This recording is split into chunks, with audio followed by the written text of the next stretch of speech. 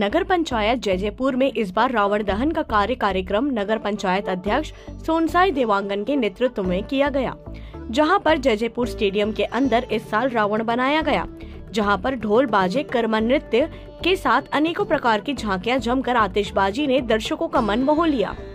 यह कार्यक्रम मुख्य रूप से भारतीय जनता पार्टी के द्वारा एवं नगर पंचायत जयजयपुर ने आयोजन किया था। इस कार्यक्रम में मुख्य रूप से नगर पंचायत अध्यक्ष सोनसाई देवांगन, अमृतलाल साहू, सुरेश साहू, सुमित अग्रवाल, गोपी सिंह ठाकुर, मोहन कुमारी साहू के साथ में अनेकों गणमान्य लोग दिखाई दिए। यहाँ पर रावण दहन के पश्चात छत्तीसगढ़ी फिल्मी कलाकार चांदनी पारेख का कार्यक्रम देर रात में प्रारंभ किया, जहाँ पर क्षेत्र के लोग भारी संख्या में रावण दहन एवं चांदनी पारेख का कार्यक्रम देखने के लिए